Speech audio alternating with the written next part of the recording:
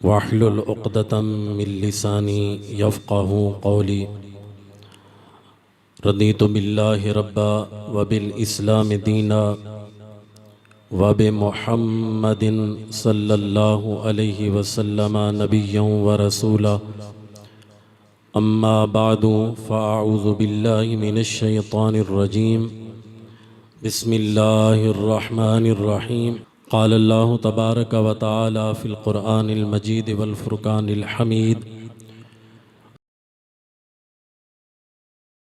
जिब्रीलो व सालिहुल मुअमिनीन वल मलाइकतु बअद ज़ालिका ज़हीर।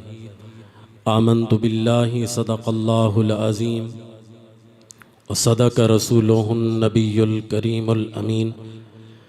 वक़ाल अल्लाहु तबारक व तआला फ़ी शानि हबीबिही मुख़बिरन व आमिरा। इन्नल्लाहा व मलाइकतहु युसल्लूना अलन नबी या अय्युहल्लज़ीना आमनू सल्लू अलैहि वसल्लिमू तस्लीमा। तमाम आबा पढ़ लीजिए। अस्सलातु वस्सलामु अलैका या सय्यदी या रसूल अल्लाह व अला आलिका व अस्हाबिका या सय्यदी या हबीब अल्लाह। अस्सलातु वस्सलामु अलैका या सय्यदी या नबी अल्लाह व अला आलिका व अस्हाबिका या सय्यदी या नूर अल्लाह। मौला यसल्ली वसल्लिम दाइमन अबादा अला हबीबिका खैरिल खल्क़ि कुल्लिहिम मुनज़्ज़हुन अन शरीकिन फ़ी महासिनिही फ़जौहरुल हुस्न फ़ीहि गैरु मुनक़ासिम। रब्बी यसल्ली वसल्लिम दाइमन अबादा अला हबीबिका खैरिल खल्क़ि कुल्लिहिम। जहाँ भी हो वहीं से दो सदा सरकार सुनते हैं। जहाँ भी हो वहीं से दो सदा सरकार सुनते हैं। सरे आईना सुनते हैं, पसे दीवार सुनते हैं। जहाँ भी हो वहीं से दो सदा सरकार सुनते हैं। सरे आईना सुनते हैं, पसे दीवार सुनते हैं। मेरी हर सांस उनकी आहटों के साथ चलती है। हर सांस में सरकार का जिक्र, सरकार की याद, सरकार का तसव्वुर। मेरी हर सांस उनकी आहटों के साथ चलती है। मेरे दिल के धड़कने की भी वो रफ्तार सुनते हैं। मेरी हर सांस उनकी आहटों के साथ चलती है। मेरे दिल के धड़कने की भी वो रफ्तार सुनते हैं। और गुनाहगारों दरूदे वालिहाना भेज कर देखो। सरकार का तसव्वुर करके महबूब का रोज़ा तसव्वुर में हो और वालिहाना तौर पे सरकार की ज़ात पे दरूद पढ़ के देखो। गुनाहगारों दरूदे वालिहाना भेज कर देखो। वो अपने उम्मती का नगमा-ए किरदार सुनते हैं। वो अपने उम्मती का नगमा-ए किरदार सुनते हैं। और खड़े रहते हैं अहले तख्त भी दहलीज पर उनकी। जितना बड़ा बादशाह हो, जितना बड़ा उसका प्रोटोकॉल हो, खड़े रहते हैं अहले तख्त भी दहलीज पर उनकी। फकीरों की सदाएं भी शहे अबरार सुनते हैं। फकीरों की सदाएं भी शहे अबरार सुनते हैं। और मैं सदके जाऊं उनकी रहमतल्लिल आलमीनी पर। मैं सदके जाऊं उनकी रहमतल्लिल आलमीनी पर। पुकारो चाहे कितनी बार वो हर बार सुनते हैं। पुकारो चाहे कितनी बार वो हर बार सुनते हैं। वो यूं मिलते हैं जैसे जिंदगी में कोई मिलता है। वो यूं मिलते हैं जैसे जिंदगी में कोई मिलता है। वो सुनते हैं हर एक की और सरे दरबार सुनते हैं। वो सुनते हैं हर एक की और सरे दरबार सुनते हैं। कोई भी जब किसी महफिल में उनकी नात पढ़ता है, वो मशरिक में हो, वो मगरिब में हो, वो अरब में हो, वो अजम में हो, वो गोरा हो, वो काला हो, वो अरबी हो, वो अजमी हो, कोई भी हो, कहाँ भी हो, कोई भी जब किसी महफिल में उनकी नात पढ़ता है, मेरा ईमान है वो भी मेरे अशआर सुनते हैं। मेरा ईमान है वो भी मेरे अशआर सुनते हैं। जहां भी हो वहीं से दो सदा सरकार सुनते हैं। सरे आईना सुनते हैं, पसे दीवार सुनते हैं। अल्लाह तबारक व तआला जल्ला जलालुहु व अम्मा नवालुहु व अतम्मा बुरहानुहु व आज़म शानुहु की हम्द व सना के बाद हुजूर नबी अकरम नूर मुजस्सम शफी मुअज़्ज़म सल्लल्लाहु अलैहि वसल्लम की बारगाह में हदियाए दुरूद व सलाम का नजराना अर्ज करने के बाद अल्लाह ताला के फजल और तौफीक से हम सबको माह रबीउन नूर शरीफ के पुरनूर लम्हात में महबूब के मिलाद की महफिल में अल्लाह ने शिरकत की तौफीक अता फरमाई। रब का करोड़ों बार शुक्र अदा करते हैं। आज की हमारी इस महफिल पाक का उन्वान है, जहां से भी पुकारो तुम मेरे सरकार सुनते हैं। ये अकीदा अहले मोहब्बत का है, यही अकीदा सिहाबा का था, यही ताबईन का था, यही तबा ताबईन का था, और अल्लाह के फजल से यही अकीदा अहले सुन्नत व जमात का है कि जहां भी हो, जहां से भी कोई दुखी इंसान, जहां से भी कोई मजलूम इंसान, जहां से भी कोई बीमार इंसान, जिसने भी सरकार को जहां से भी पुकारा है, मेरे आका ने उसकी सदा को भी सुना है, उसकी मदद भी फरमाई है। आज के इन फितरों के दौर में माज़अल्लाह लोगों ने तो यहां तक कहा कि जिसने रब के अलावा किसी को मदद के लिए पुकारा उसने माज़अल्लाह शिर्क किया।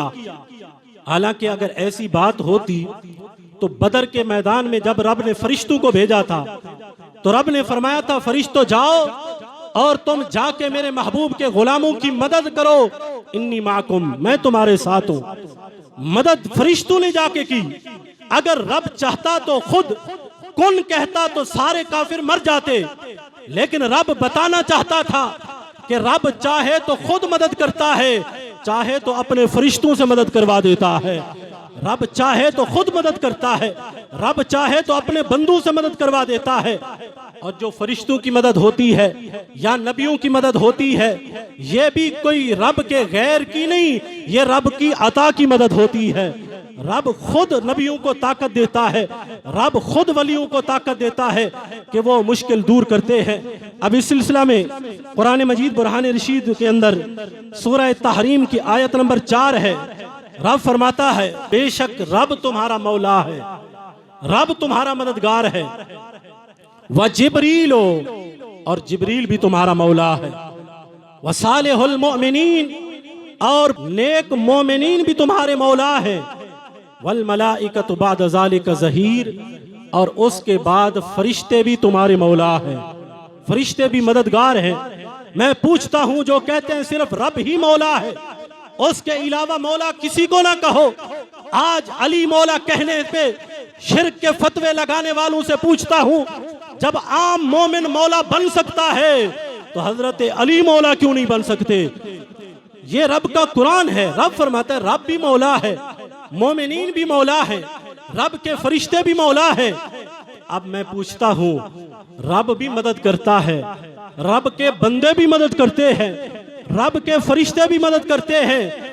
मैं पूछता हूं, अगर आम बंदा, सरकार का गुलाम, सरकार की निस्बत रखने वाला एक वली मदद कर सकता है तो सरकार क्यों मदद नहीं कर सकते? वो जो नबियों के इमाम हैं वो मदद को क्यों नहीं आ सकते? अब इस सिलसिला में हमारे आका अलैहिस्सलाम को जब कायनात के अंदर भेजा तो रहमतल लिल आलमीन बना के भेजा, और सारे खजानों की चाबियां मेरे महबूब को अता फरमा के भेजा। और मैं ये कहता हूं, रब ने जब महबूब को भेजा है, कोई मंगता कहीं से भी पुकारे, मेरे महबूब उसे अता फरमा देती है। ये सिर्फ आज कुछ लोग माज़अल्लाह यहां तक कहने लगे कि हम यहां पे बैठे हैं, हमारी क्या खबर उनको कि कोई कहां से क्यों पुकार रहा है। मजमऊ ज़वाइद के अंदर हमारे आका अलैहिस्सलाम का ये फरमान है सरकार फरमाते हैं रब ने मेरे सामने पूरी दुनिया को कर दिया। और सरकार फरमाते हैं जो कुछ हो चुका था मैंने वो भी देखा। वह काइनुन इला यौमिल क़ियामह, फरमाया जो कुछ कयामत तक होना था मैं उस सब को यूं देख रहा हूं जैसे बंदा अपनी हथेली को देख रहा होता है। पूरी कायनात निगाहे नबुव्वत में है। फरमाया जो गुलाम जहां पे भी हो, जहां से भी पुकारे, मैं उसे यूं देखता हूं जैसे बंदा अपने हाथ की हथेली को देख रहा होता है। तो अब ये सरकार की निगाहे नबुव्वत है, सरकार देखते हैं। और सिर्फ इतना ही नहीं बल्कि इमाम कस्तलानी ने लिखा है, आप फरमाते इज़ला फ़र्क़ बैन मौतिही व हयातिही व मुशाहिदतिही लि उम्मतिही बे अहवालिहिम व अज़ाइहिम व ख़वातिरिहिम। आप फरमाते हैं कोई फर्क नहीं पड़ता सरकार अपनी ज़ाहिरी हयात में हो या कब्र अनवर में चले जाएं। फरमाया सरकार अलैहिस्सलाम अपने गुलामों के अहवाल को भी जानते हैं। सिर्फ अहवाल ही नहीं, आप फरमाने लगे व अज़ाइमिहिम व ख़वातिरिहिम, वो अपने गुलामों के इरादों को भी जानते हैं। सिर्फ इरादों को नहीं, फरमाया दिल में जो ख्याल आता है मेरे आका उन ख्यालों को भी जानते हैं। तो अब ये अकीदा जो सिहाबा से चल के ताबईन तक आया, फिर तबा ताबईन तक आया। और मैं ये वाज़ेह करना चाहता हूँ, अल खसाइसुल कुबरा के अंदर इमाम जलालुद्दीन सयूती ने लिखा है, एक दिन हजरत अब्बास जो हमारे आका अलैहिस्सलाम के चचा जान हैं, अर्ज करने लगे या रसूल अल्लाह सल्लल्लाहु अलैहि वसल्लम, महबूब मैं आपको एक तज्जुब वाली बात ना बताऊं। आपका बचपन था, आप पंगूड़े में लेटे हुए थे। अर्ज करने लगे या रसूल अल्लाह सल्लल्लाहु अलैहि वसल्लम, आपको मैं देख रहा था, आपकी उंगली जिधर भी जाती थी चांद भी उधर झुक जाता था। आपके उंगली के इशारे पे चांद चल रहा था, मैं देख रहा था। या रसूलल्लाह कितनी अजीब बात है। या रसूलल्लाह उस वक़्त से आपकी मोहब्बत मेरे दिल में घर कर गई है। वो निशानी देख के मैं ये समझ गया था कि आपको रब ने अजीम शान अता फरमाई है। जब हजरत अब्बास ने ये कहा तो मेरे आका अलैहिस्सलाम ने फरमाया चचा जान, मैं तुम्हें इससे भी बड़ी ताज्जुब की बात ना बताऊं। आपने तो वो जाहिरी तौर पे देखा था, जब मैं पंगूड़े में था मेरी उंगली के इशारे से चांद झुक जाता था। फरमाया चचा जान, इससे भी बड़ी ताज्जुब की बात यह है, जब मैं अपनी माँ के पेट में था तो लौह पे चलने वाली कलम की आवाज को भी सुन लेता था। जब वो फरिश्ते जो रब के अर्श को उठाए हुए हैं वो रब की हम्द बयान करते थे, मैं मोहम्मद अपनी माँ के पेट में उन फरिश्तों की आवाज को भी सुन लेता था। तो मैं कहता हूँ जो नबी अपनी माँ के पेट में कलम की चलने की आवाज सुन लेता है, जो नबी अपने माँ की पेट में फरिश्तों की तस्बीह की आवाज को सुन लेता है, वो आज रोज़े अनवर में अपने गुलामों की आवाज को भी सुन लेता है।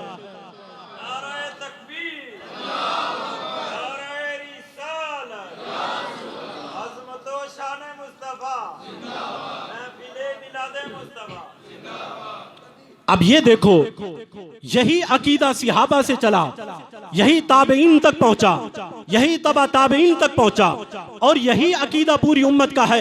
आला हजरत रहमतुल्लाह अलैह ने फरमाया था, फरियाद उम्मती जो करे हाल जार में, फरियाद उम्मती जो करे हाल जार में, मुमकिन नहीं कि खैरुल बशर को खबर ना हो। फरमाया गुलाम तड़प रहा हो, अपने महबूब को पुकार रहा हो, ये कैसे मुमकिन हो सकता है कि सरकार को उसकी खबर ना हो।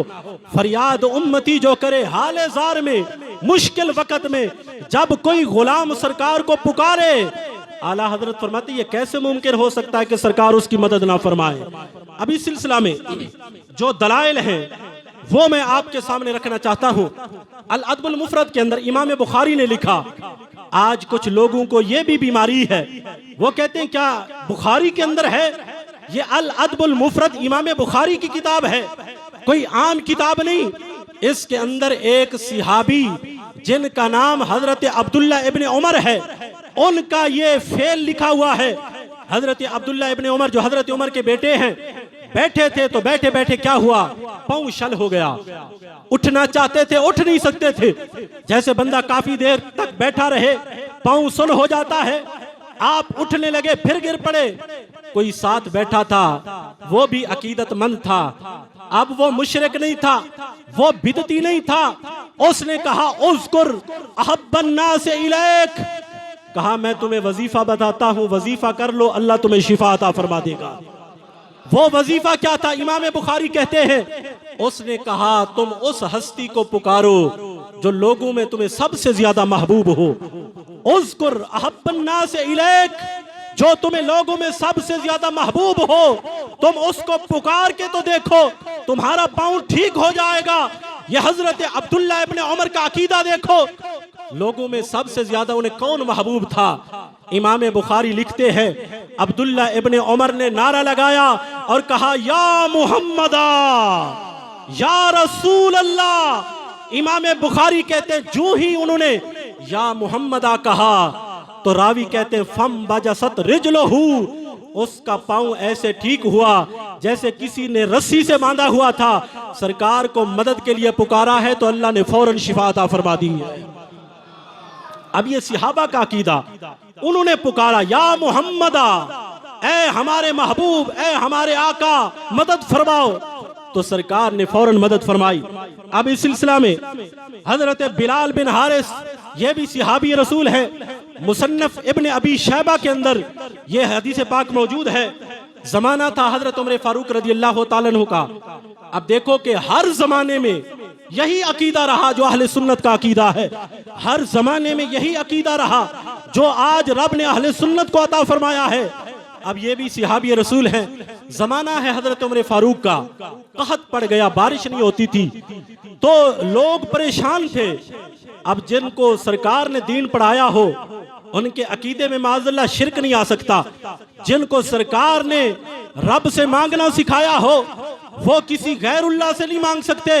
लेकिन कुर्बान जाऊं हजरत बिलाल बिन हारिस के अकीदे पे, ये सहाबी रसूल हैं। जब देखा कि बारिश नहीं हो रही, लोग दुआएं मांग मांग के थक गए हैं, इन्होंने क्या किया, चले गए रोज़े अनवर पे, सरकार की कब्र अनवर के पास जाके या रसूल अल्लाह सल्लल्लाहु अलैहि वसल्लम आपकी उम्मत हलाक होने वाली है, रब से बारिश मांग के अता फरमा दो। इस तस्कील उम्मती का महबूब अपने रब से बारिश मांग के अपने गुलामों को अता फरमा दो। कहते हैं रोते रोते मैं सो गया, क्या देखता हूँ ख्वाब में मेरे आका तशरीफ ले आए।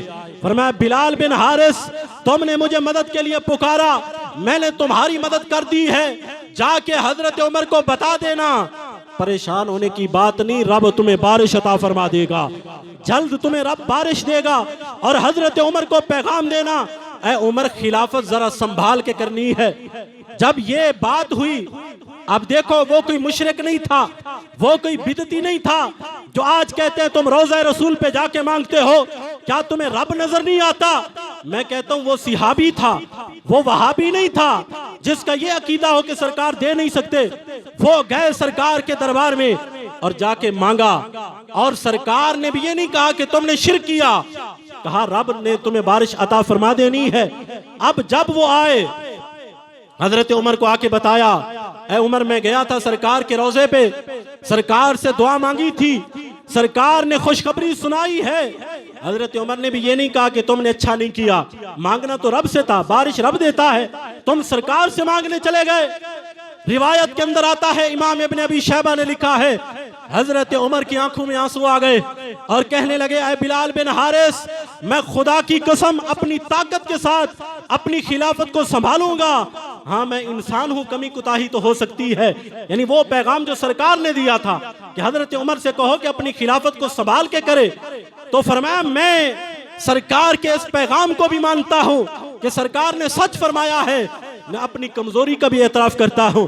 तो अब ये पता चला, सहाबा का दौर हो या ताबईन का दौर हो, जब भी उन पे मुश्किल आई है उन्होंने मदद के लिए सरकार को पुकारा है और सरकार ने उनकी मदद भी फरमाई है। अब यहाँ पे देखो, इमाम मोहम्मद बिन मुनकदिर ये ताबी हैं, ये इमाम बुखारी के भी उस्ताद हैं। इसका अकीदा देखो, आप मस्जिद नबवी शरीफ में इल्म हदीस पढ़ाते थे, पढ़ाते पढ़ाते उनको एक बीमारी लगी। वो क्या थी कि जुबान उनकी चुप हो जाती थी, जुबान रुक जाती थी, जुबान अड़ जाती थी, बोला नहीं जाता था। तो वो क्या करते थे? इमाम ज़हबी ने सय्यरुल अलामी नुबला के अंदर लिखा है, इमाम मोहम्मद बिन मुनकदिर जाके सरकार की कब्र अनवर को चूम लेते थे। उस वक्त ये दीवार नहीं थी, सरकार की कब्र अनवर सामने थी। इमाम मोहम्मद बिन मुनकदिर जो इमाम बुखारी के उस्ताद हैं, वो जाके सरकार की कब्र को चूमते हैं तो फौरन उनको शिफा मिल जाती है। किसी ने पूछा, ऐ इमाम मोहम्मद बिन मुनकदिर आप ये क्या करते हो? तो इमाम मोहम्मद बिन मुनकदिर फरमाने लगे, इस्तानतु बिक़ब्रि नबी सल्लल्लाहु अलैहि वसल्लम, ऐ देखने वालों तुम तज्जुब कर रहे हो। कहा मैं सरकार की कब्र अनवर से मदद हासिल करता हूँ, सरकार की कब्र अनवर की बरकत से रब मुझे शिफा अता फरमा देता है। तो अब मैं कहता हूँ ये सहाबा का अकीदा था, यही ताबईन का अकीदा था और यही तबा ताबईन का अकीदा था। बल्कि चलते चलते तारीख मदीना जो इब्ने फरहून की है, उसके अंदर शेख मोहम्मद अल बिलासी कहते हैं, हम चले गए यमन और हमारे साथ फुकरा की एक जमात थी। यानी हर सदी में यही अकीदा रहा जो आज रब ने अहले सुन्नत को अता फरमाया है।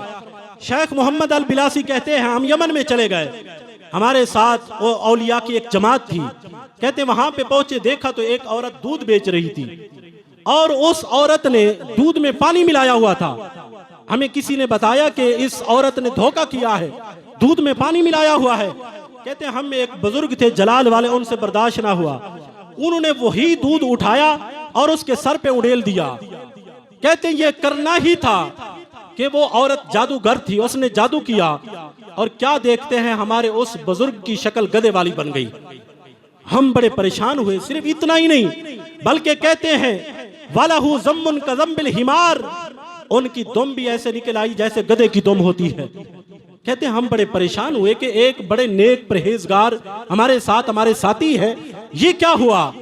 तो हम उस औरत के पास चले गए, हमने समझ लिया फ़अलिमना अन्नहु सारत, हमने समझ लिया कि इसने जादू किया है। हम उसके पास गए।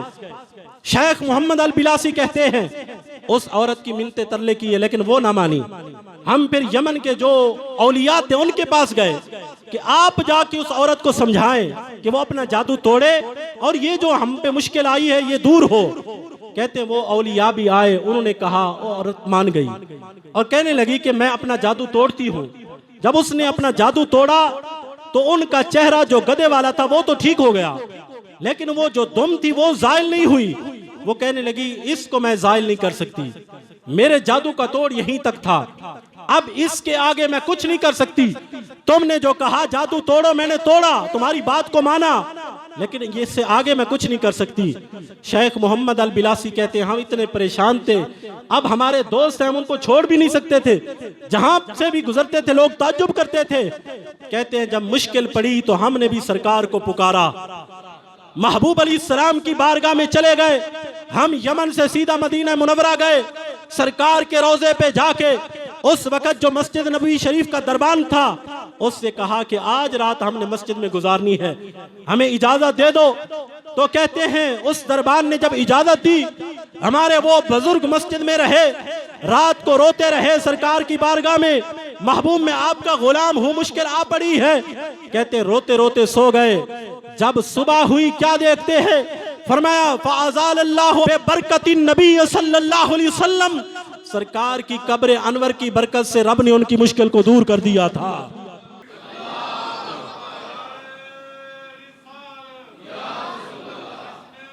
अब देखो ये अकीदा जो सहाबा से चल के आया। अब इसके बाद सआदतुद्दारैन के अंदर लिखा है कि एक बुजुर्ग कहते हैं कि मैं हज करने के लिए गया, वहां पे देखा तो एक शख्स जहां भी जाता है दुरूद पाक पढ़ता है। वो तवाफ़े काबा कर रहा है फिर भी दुरूद पाक है, वो सफा मरवा की सही कर रहा है फिर भी दुरूद पाक है, वो मीना में गया फिर भी दुरूद, वो मुज़दलिफा में गया फिर भी दुरूद। कहते मुझे बड़ा ताज्जुब हुआ और मैंने पूछा कि क्या तुम्हें दुआएं नहीं आती? हर मौका की अलग-अलग दुआ है, आपने तलबीहा भी नहीं पढ़ा, आपने सफा मरवा की सही की दुआएं भी नहीं पढ़ी, आप हर वक्त दुरूद ही पढ़ते रहते हैं। उसने मुझे ताज्जुब से देखा और कहा जिस पर महबूब का इतना करम हो मैं उसकी जात पे दुरूद ना पढ़ूं तो और क्या करूं।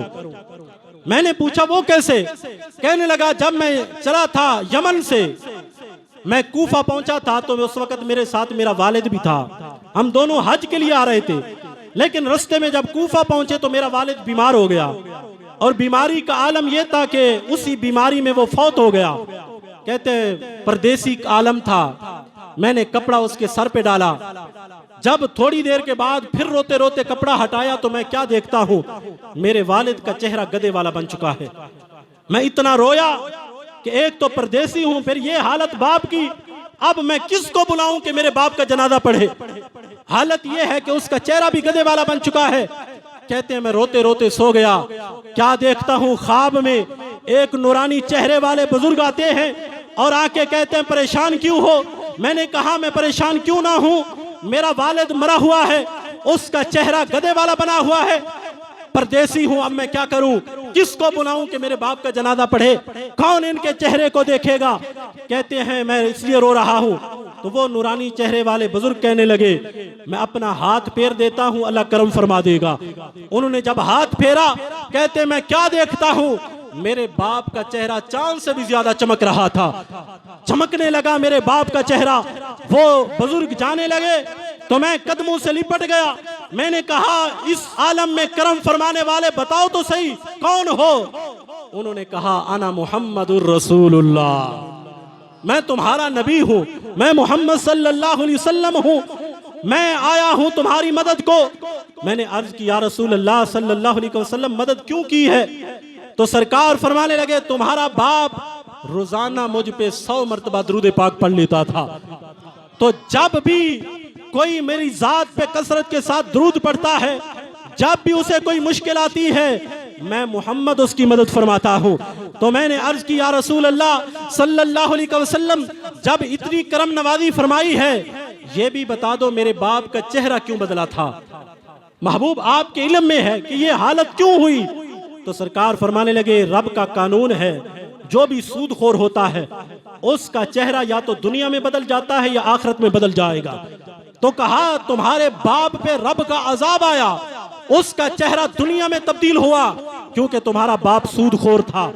इस नहूसत की वजह से उसका चेहरा बदल गया।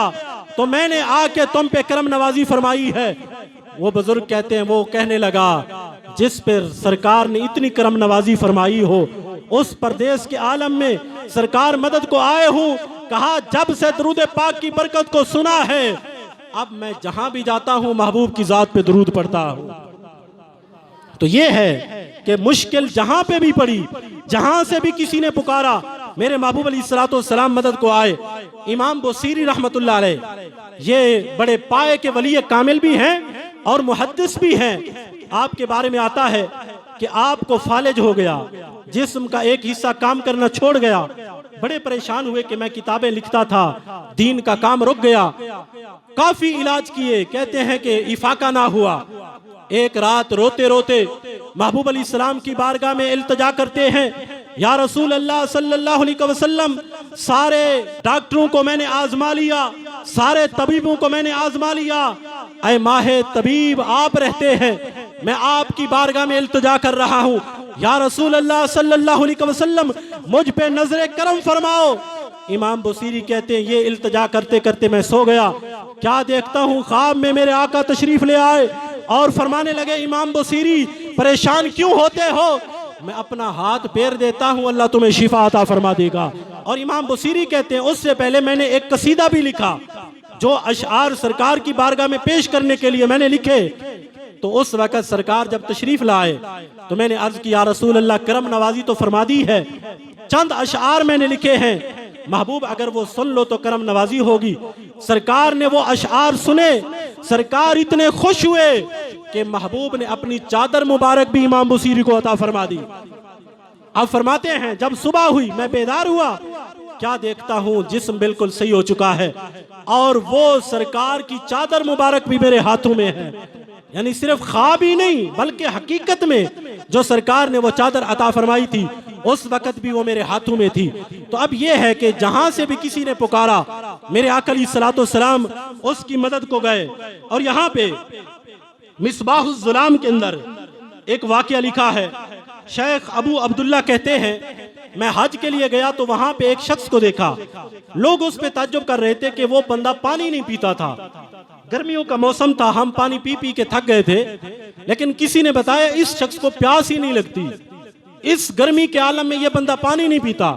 कहते मैं उसके पास गया, मैंने कहा तुम इंसान ही हो कि तुम्हें प्यास नहीं लगती? इंसानों को तो प्यास लगती है, लेकिन तुम्हें प्यास क्यों नहीं लगती? वो कहने लगा मैं इंसान ही हूं, लेकिन असल में बात यह है कि मैं थोड़ा अकीदे का बीमार था। पहले मेरा अकीदा ऐसा था कि मैं रवाफिज की तरफ रुझान रखता था। एक रात सोया तो क्या हुआ, कहते मैंने देखा कि महशर का मैदान बर्पा है, कयामत कायम हो चुकी है, लोग प्यासे हैं और बड़ी सख्ती के आलम में हैं। कहते मुझे भी प्यास लगी हुई थी, तो मैं गया, देखा तो हौज़े कौसर पे हजरत मौला अली खड़े थे। तो मैं उनके पास गया, जाके कहा ए अली मैं प्यासा हूं, मुझे पानी पिला दो। जब इतना कहा तो हजरत अली ने अपना चेहरा फेर लिया, पानी नहीं पिलाया। कहते मैंने दूसरे कोने को देखा तो वहां पे हजरत अबू बकर सिद्दीक खड़े थे। मैं उनके पास गया, कहा कि अबू बकर मैं प्यासा हूं, मुझे पानी पिला दो। उन्होंने पानी नहीं पिलाया, अपना चेहरा मुबारक फेर लिया। फिर मैं हजरत उमर के पास गया, उन्होंने भी पानी नहीं पिलाया। फिर मैं हजरत उस्मान के पास गया, उन्होंने भी पानी नहीं पिलाया। कहते हैं उसी प्यास के आलम में मैं तड़प रहा था, क्या देखता हूं कि महबूब अली सलाम अपने हाथों से अपने गुलामों को हौज़े कौसर के जाम पिला रहे हैं। मैंने कहा कि अगर अबू बकर ने नहीं पिलाया, उमर ने नहीं पिलाया, उस्मान ने नहीं पिलाया, तो महबूब तो करम नवाजी फरमाएंगे। मैं सरकार के पास चला गया, या रसूलल्लाह मैं प्यासा हूं, मुझे पानी अता फरमा दो। महबूब अली सलाम की बारगाह में गया और मैंने शिकायत भी लगाई कि या रसूलल्लाह अली के पास गया तो उन्होंने पानी नहीं पिलाया, अबू बकर के पास गया उन्होंने पानी नहीं पिलाया, उमर के पास गया उन्होंने भी नहीं पिलाया, उस्मान के पास गया उन्होंने भी पानी नहीं दिया। तो सरकार फरमाने लगे तुम्हें अली पानी कैसे दे सकता था, हालांकि तुम मेरे सिहाबा से बुग़्ज़ रखते थे। मैं जिसके सीने में अबू बकर का बुग़्ज़ हो उसे अली पानी नहीं पिलाएगा। इस तरह सरकार ने फरमाया कि 4 कोने हैं मेरे हौज़े कौसर के, और ये हदीस पाक के अल्फाज है। सरकार फरमाते 4 कोने हैं, चारों कोनों पे मेरे 4 यार खड़े होंगे। और मैं जिसके सीने में अली का बुग़्ज़ होगा उसको अबू बकर पानी नहीं पिलाएगा, और जिसके सीने में अबू बकर का बुग़्ज़ होगा उसको अली पानी नहीं पिलाएगा। तो कहते हैं जब सरकार की बारगाह में ये अर्ज की तो सरकार ने फरमाया अगर तू तौबा कर ले तो मैं पानी दे देता हूँ। तो मैंने कहा या रसूलल्लाह अपना हाथ आगे बढ़ाओ, मैं तौबा करता हूं कि आज के बाद आपके किसी सिहाबी के बारे में मेरे दिल में खोट नहीं आएगी। कहते महबूब के हाथों पे मैंने तौबा करी और महबूब ने अपने हाथों से हौज़े कौसर का जाम पिला दिया। कहते ख्वाब था, ख्वाब, सरकार ने जाम पिलाया। कहते खुदा की कसम जब सुबह उठा कोई प्यास महसूस नहीं की। वो दिन है और आज का दिन, पानी पी लूं तो मेरी मर्जी है, वरना कभी जिंदगी में मुझे प्यास नहीं लगी, कभी भी जिंदगी में मुझे प्यास नहीं लगती। अब ये है अंदाज कि सरकार अपने गुलामों की मदद फरमाते हैं। बल्कि वफाउल वफा के अंदर इमाम समूदी ने लिखा है कि अहले गरनाता का एक बंदा जो सख्त बीमार था, काफी अरसा गुजर चुका था, उसको शिफा नहीं मिलती थी, वो बड़ा परेशान था। बिल आखिर एक बंदा मदीना शरीफ जा रहा था, इसने कहा कि मेरा एक खत है, जाके महबूब की बारगाह में पढ़ के सुना देना। अब ये भी हर आशिक का अपना अंदाज होता है, वहीं से भी सदा दे तो सरकार सुनते हैं, लेकिन कुछ आशिक वो होते हैं कि सरकार की बारगाह में जाके अपना दुखड़ा सुनाना है। कुछ वो होते हैं जो जा नहीं सकते, किसी को पैगाम दे देते हैं। तो उसने एक खत लिखा, कहा कि महबूब की बारगाह में जब जाओ सरकार के रोजे के सामने खड़ा होकर मेरा ये खत पढ़ देना। उस खत में लिखा क्या था?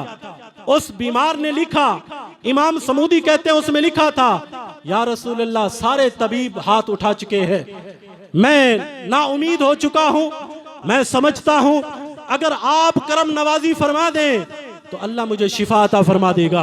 तो कहते हैं इमाम समूदी कि वो खत लेके गए सरकार की बारगाह में खड़ा होके, जब उन्होंने खत को पढ़ा, खुदा की कसम उठा के कहते हैं वो बंदा जब वापस आया तो ये तंदुरुस्त हो चुके थे, इनको रब ने शिफा अता फरमा दी थी। तो यानी ये अंदाज है कि मेरे महबूब अली सलाम हर मौका पे जहां से भी किसी गुलाम ने पुकारा है मदद के लिए सरकार तशरीफ लाए हैं। इमाम कस्तलानी कहते हैं इस तरह के हजारों वाकयात हैं, लिखते जाएं तो कलम टूट जाएंगे, लेकिन सरकार की शान खत्म नहीं होगी। अब यहाँ पे इमाम फखरुद्दीन राजी रहमतुल्लाह अलैह का आखिरी वाकया, यानी आज तो लोग सरकार की मदद को नहीं मानते, लेकिन सरकार के गुलाम भी मदद को आते हैं। इमाम फखरुद्दीन राजी रहमतुल्लाह अलैह बड़े मुहद्दिस हैं पाए के, जब आखिरी वक्त था तो शैतान ने हमला किया।